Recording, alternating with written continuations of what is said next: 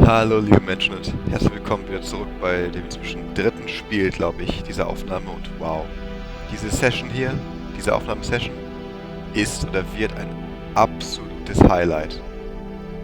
Denn wir hatten nicht nur das, wie gesagt, meiner Meinung nach, denke ich so, abzüglich der technischen Komponente und dem einen oder anderen kleinen Fehler, 8,5 von 10 von mir kriegendem Off-Peak und dem absolut belanglosen, schon längst vergessenen Alien-Ding, haben wir jetzt auch noch Sanctuary von Connor Sherlock. Headphones recommended, habe ich an, obviously. Und ja, wir werden gleich entern, aber vorher ein bisschen Vorgeschichte. Ich werde wieder recht viel vorlesen, aber das ist wirklich was Besonderes. Das hier ist es wert. Denn erneut bin ich extrem hyped und erneut glaube ich wirklich zu wissen, dass sich der Hype auch auszahlt. Denn das ist mir einfach alles extrem sympathisch. Und ja, also der gute Connor Sherlock ist nicht nur ein Typ, der diese Spiele gemacht hat, sondern der hat diverse Spiele gemacht.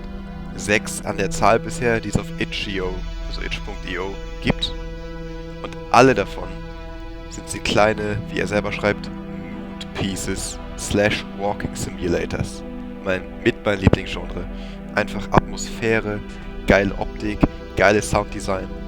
Der macht wohl immer etwas, das leicht in die Richtung düster, gruselig, extrem atmosphärisch, bedrohlich, Horror geht, dunkel, aber nichts mit, wie er in dem README selber sagt, it's kind of a downer, but there are no enemies or jump scares.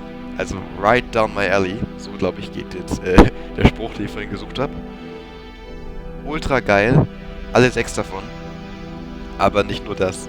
Abgesehen von dieser sympathischen Beschreibung, wie ich finde, it's a downer. Bei den Graphic-Setting gibt es nur enough. Man hat hier dieses geile grisselige Ding, der geht auch so ein bisschen Retro-Horror-Stil teilweise, ein bisschen Vintage, Grindhouse so, mit Unschärfen und so arbeitet der, finde ich ultra geil. Und die Kritiken lesen sich fantastisch von allen seinen Dingern. Ich werde die alle spielen. Eins davon scheint wohl doch Richtung Horror zu gehen, da muss ich dann durch. Aber ansonsten alles so ein bisschen surreal, ein bisschen merkwürdig. Die Soundtracks immer Synthesizer-mäßig, auch so 80s, 90s Vibe. Richtig Bock drauf. Und werde ich mir auch holen. Beziehungsweise ich werde vermutlich nicht mir die Spiele selber kaufen und die Soundtracks, sondern was anderes machen. Und zwar hat er nämlich eine Patreon-Kampagne, die auch unabhängig gemacht, wie so viele. Und da gibt es tatsächlich einen Monthly Walking Simulator ab $1 schon. Man zahlt also $12 im Jahr, jeden Monat $1, weniger als €1. Und dafür kriegt man jeden Monat ein von ihm gemachtes, handgemachtes, liebevolles, atmosphärisches Walking Simulator Ding. Also richtig geil. Jetzt lese ich noch ein bisschen vor und danach könnt ihr dann hoffentlich ähnlich gehypt wie ich in das Heiligtum rein. Ich denke aber dann immer an Friedhof irgendwie bei Sanctuary, aber das ist Cemetery. Und ja, es soll richtig geil sein. Erst die HDO-Seite. Mood Piece Walking Simulator. Pay $1 or more to grab the soundtrack, make my day. Eerie, lonesome exploration of a land that shares a similar sense of enormity and mystery to Echo's abandoned fortress. Crossing the bridge with the wind whistling in your ears is a highlight. Alles von kleineren Entwicklern oder so, die das gecovert haben, das Spiel. Ich habe Echo nie gespielt, aber es klingt geil, so enorme Bauten finde ich schon allein interessant. The sense of scale here seems to be quite interesting. Also, what is up with these cubes? Und das letzte auf der Seite. This is a really cool game. Like if Proteus, dieses sehr minimalistische Walking Simulator Spiel mit einem netten Soundscape über ein paar Inseln und so, looked like an Echo Silent Hill Mashup. Und ich hoffe, es sieht doch nur aus wie Silent Hill, aber spielt sich nicht so, weil ernsthafter Horror wird mich abfucken. Ja, die 6 Spiele von ihm sehen alle sehr, sehr gut aus. Dann noch eben zu der Kickstarter-Kampagne, ich will echt Werbung machen für diesen Typ, weil alles, was der macht, spontan sympathisch ist und ich mich auf alles freue. Hello. My name is Connor Sherlock, was für ein Name auch, ne? Sherlock. And I make video games. Specifically short, single-session, first-person exploration mood piece things. Walking simulators. They are austere and unpolished and improvised, allowing them to be expressive and experimental and carefree. Carefree. Mein Gott, heute habe ich es irgendwie mit der Aussprache. Unfortunately, these do not pay the bills. For only $1 a month, I will send you a freshly minted walking simulator straight to your inbox. Take a break from your 80-hour RPGs and space marine shooters and take a leisurely stroll through an open field or an alien vessel or a future metropolis. Visit, was steht da? Irgendwas Islands or Darkwoods. The money from this Patreon will supplement with any luck start to replace my day job. Nothing would make me happier than working full-time making landscapes and soundscapes for you to explore. Und dann noch 2 kleine Zitate. Einmal von Killscreen. Sherlock has been making some of my favorite art games for a while. Little to no exposition means that the expressive landscape becomes one of horror, but also, crucially, of reflection. You have to think because, put simply, it's all you can reasonably do.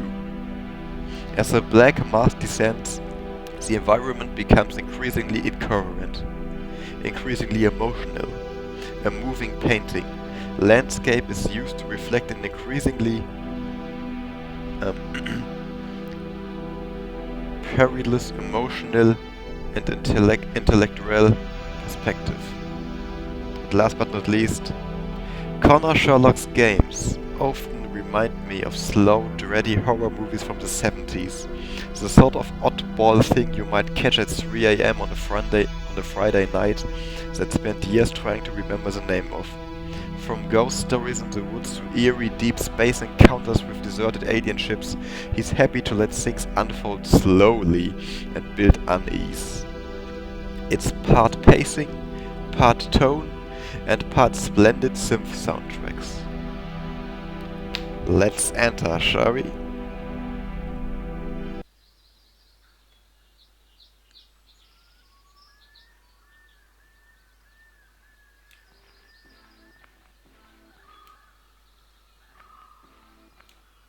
Ich liebe den Look. Im Hintergrund schon ein leiser Synthesizer.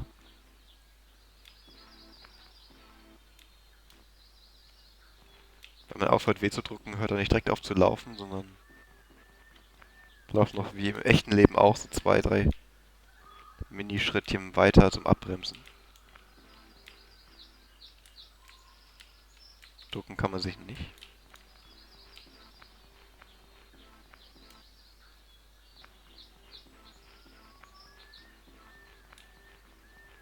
Die Bewegung ist sehr schön ungerade, ohne dass da so ein übertriebener Headwobble ist, bei dem ich kotzen müsste oder so. Beziehungsweise ich nicht, aber Jim Sterling. Das Ding mit den größer werdenden Dreiecken ist schon sehr geil. Als Architektur. Hinten scheint ein Haus zu sein. Aber da vorne scheint auch was zu sein.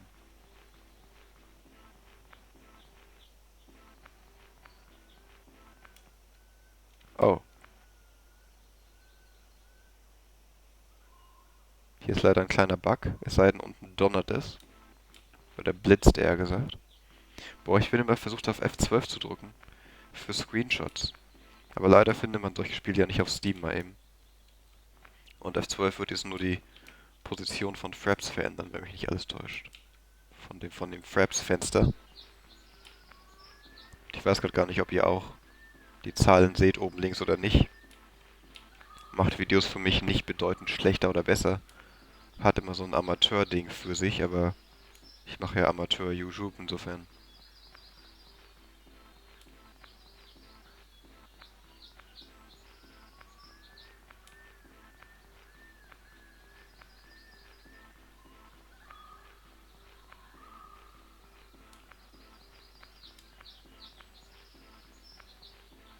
Jetzt, wo ich weiter weggehe von ziemlich allem, was interessant ist, höre ich nicht mehr diesen leisen Synthesizer im Hintergrund.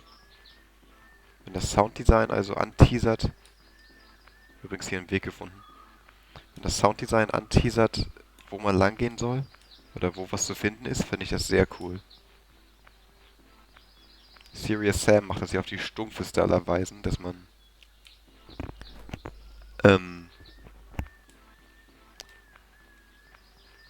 immer die laute Musik hört, wenn noch Gegner da sind. Diese aufgeregte, schnelle Musik, auch wenn nur noch ein Gegner irgendwo ist. Ein Clear hört man diese laute Scheißmusik. Oh, oh.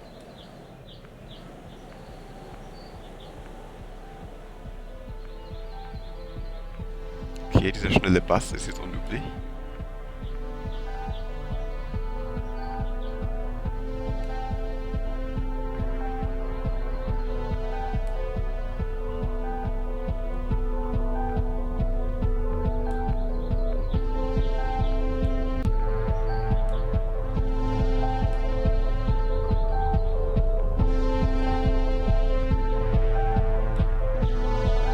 Ich laufe einfach zu den Cubes, falls ihr euch fragt, wo ich hin möchte. Ich weiß nicht, ob das hier ein endlos dehnendes, endlos lupendes Ding ist, diese Umgebung.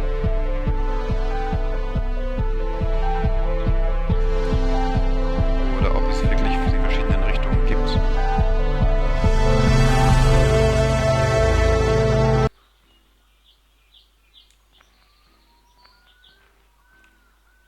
Wow, okay. Krass. War das gerade schon da jetzt hier? Bin ich da gerade vorbeigelaufen?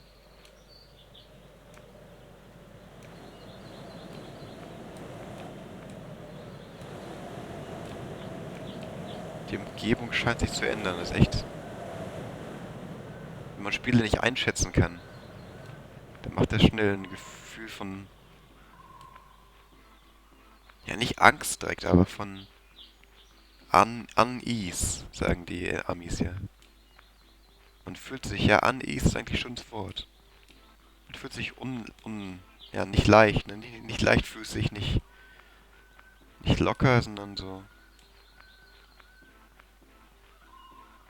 Verwirrt trifft es auch nicht. Unsettling, beunruhigt ist, glaube ich, gut.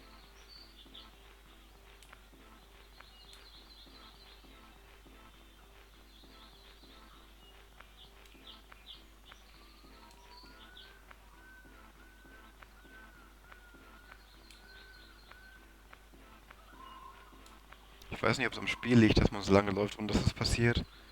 Oder dass ich einfach nur so scheiße spiele. Durch meinen Exploration-Drang. Aber wenn ich einen Weg sehe, denke ich, der ist gemacht, damit man ihm folgt. Und wenn ich irgendwelche Sachen in der Distanz sehe, denke ich, da soll man hingehen zum Entdecken.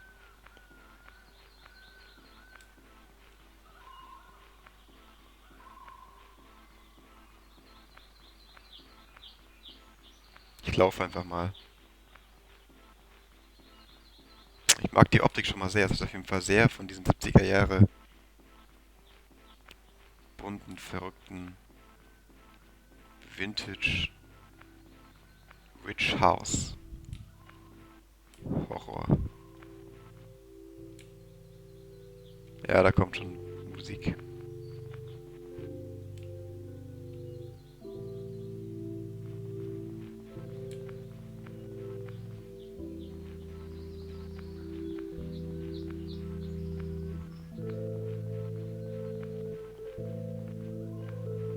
Riesig großes Gebäude. Oh, hier ist was.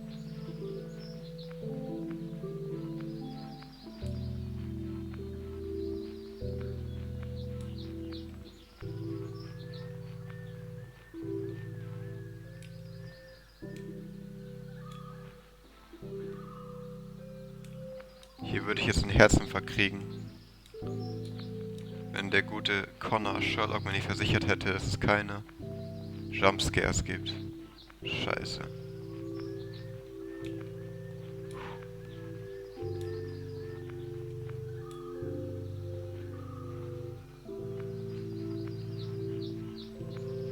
So eine Krypt, so eine Grabstätte hier.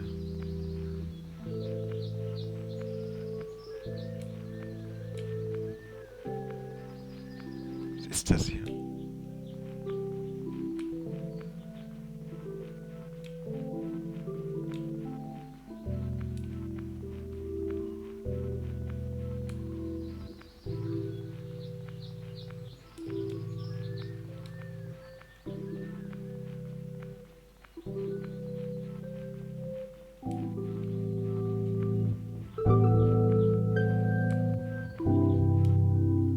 gerne rein in die Kirche.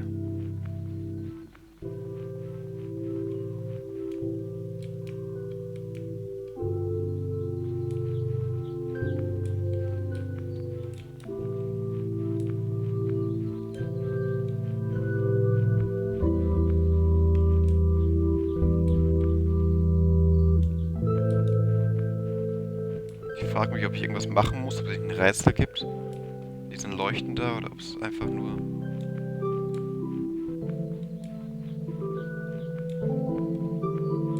rumgucken und genießen ist.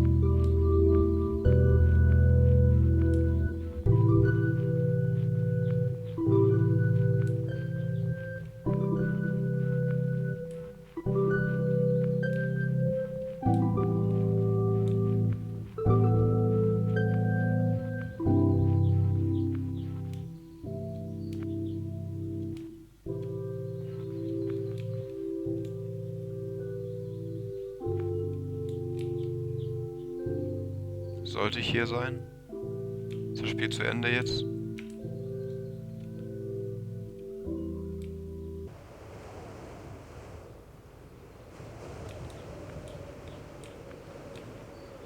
Bin bei diesem Stein hier gelandet. Kaputte Bauten im Nichts. Eine andere Ebene, eine andere Welt.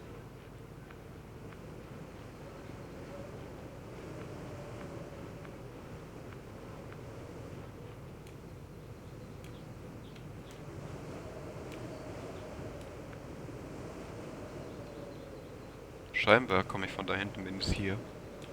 Nur dass hier auch nichts ist.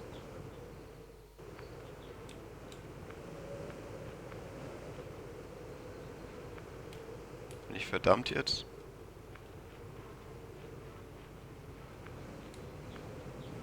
Verdammt hier zu bleiben?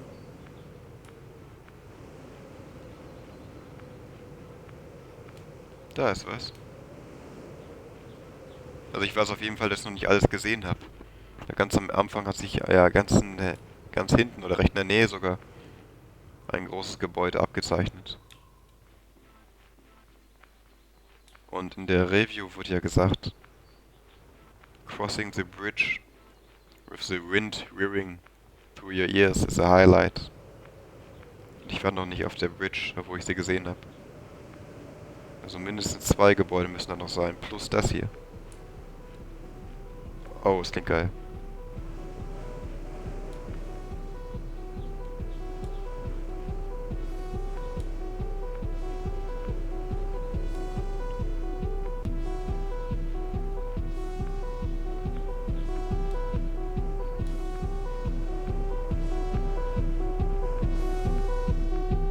Es hat echt so 80er Jahre Horror-Finale. Oh, ich will hier rein.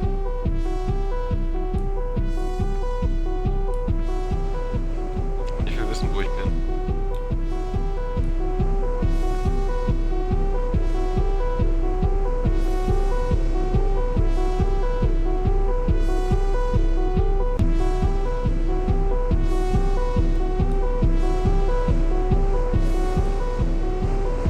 Ist das die Brücke? Die Musik leitet mich hier lang.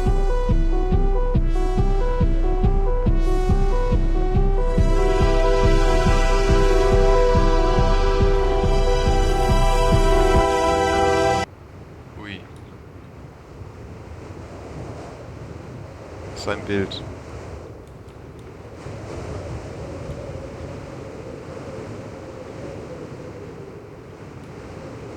Ich frage mich, wie viel es davon gibt. Ob ich die alle aktivieren muss.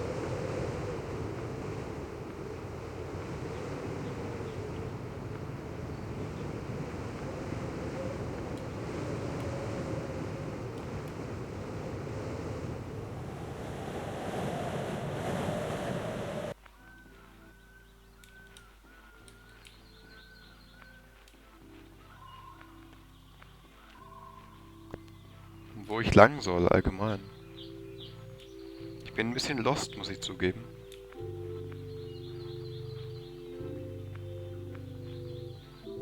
ist die Kirche, war ich schon. Ach, und da war ja so eine Anzeige mit 3 leuchtend. Einen davon hat geleuchtet. Da hatte ich einen von diesen Monolithen berührt. Und jetzt 2. Also wenn jetzt 2 leuchten, dann muss ich noch einen dritten Monolithen berühren. Dann dürfte ich das Ende sehen. Das wäre ziemlich cool eigentlich. Ja, 2 leuchten. Und ich kann ein Stück weiter rein. Heißt also auch, ich kann danach dann hier durchgehen zum Finale quasi. Jetzt muss ich nur zur Brücke kommen. Aber wenn mich nicht alles täuscht, dann müsste die da vorne sein. Und auf eben jener Brücke wiederum müsste dann der letzte Monolith sein und am Ende zumindest.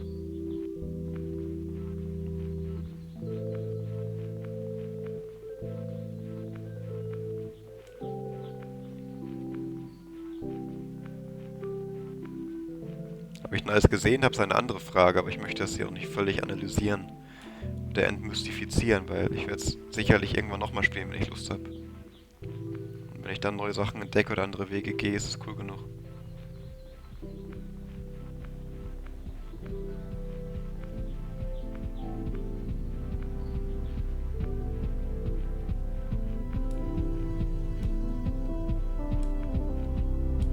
Sehr sanfte, melodische, angenehme Musik. Ich habe mir es... meine Review mache ich am Ende.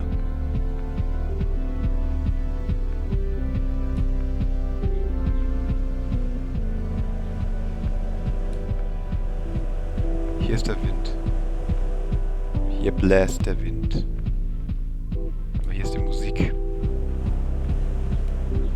Da steht ein Monolith.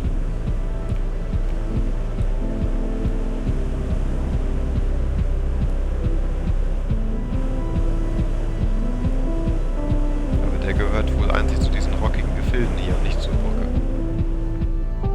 Die Brücke möchte ich wirklich gern noch sehen.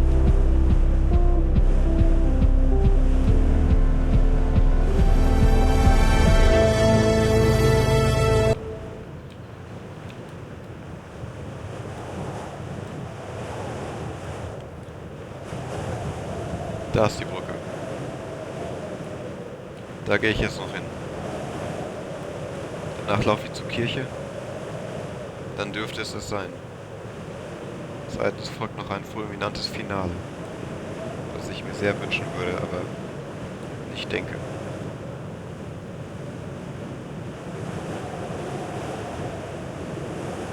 Und der Wind ist in der Tat sehr cool gemacht.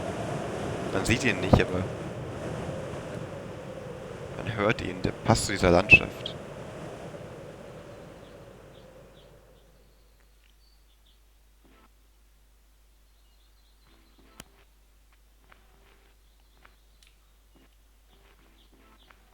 Ich denke, der Weg führt mich dahin.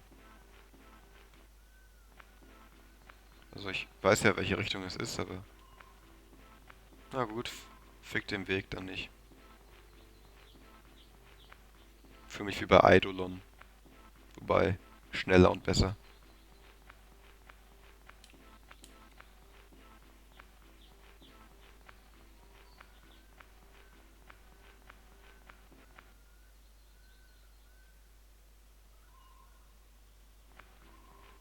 Dieses Farbschema einfach. Dieses zerkratzte Look.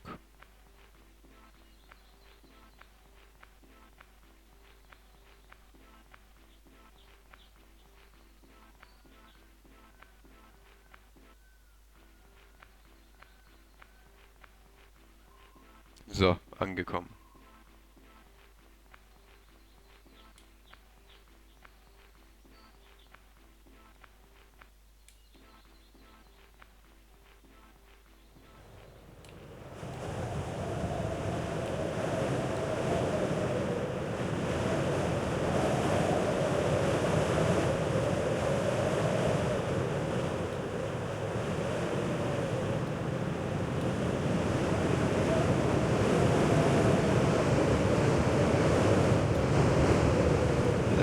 Paranoia während dem Spiel so krass ausgeprägt. Ich wüsste, dass es keine Gegner gibt und keine Jumpscares.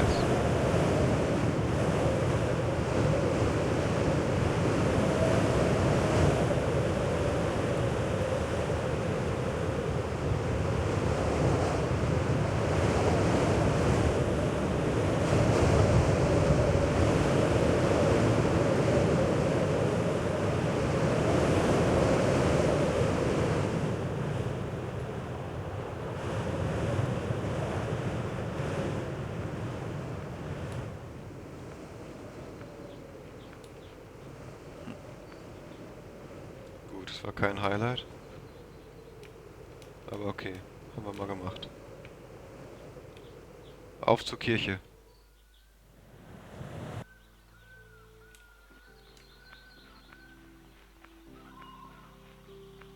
Was jetzt wohl dahinter ist.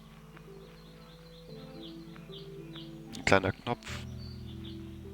Nur ein The End, das sehr elegant wäre. Ein Sprungbrett ins Nichts.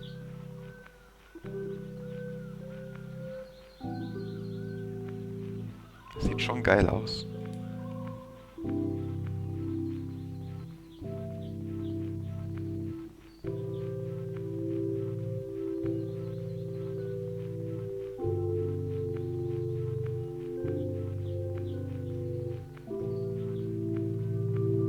Ein Kubus von nah.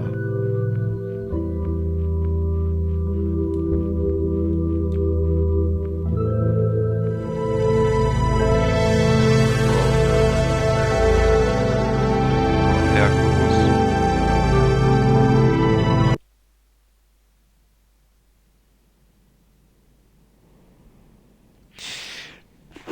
Das war also Sanctuary. Nach dem Hype, ihr könnt euch denken, ich bin etwas enttäuscht. Ich finde, die Musik ist zu lighthearted und zu harmonisch und zu nett und zu schön für diese kahle, auch teilweise brutalistische, ähm, ja, surreale, fremde, dunkle Landschaft und Umgebung. Dadurch hat das nicht die Stimmung und die Atmosphäre, die es haben könnte. Dafür ist der Look aber top-notch.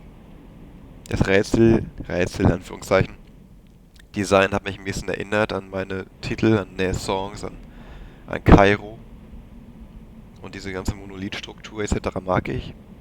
Das Ende war etwas unpointiert, hatte dafür aber jetzt nochmal schöne Synthesizer und ja, ich bin gespannt auf die anderen Sachen. Ich bin jetzt nicht direkt der riesige Fan und Abonnent, aber noch 5 weitere Spiele hat er, um mich zu überzeugen und das ist schon mal ein verdammt guter Grundstein. Und da kommt ja noch einiges, also Connor Sherlock, auschecken. Und ich check jetzt auch aus. Ich lief nämlich. Tschüss.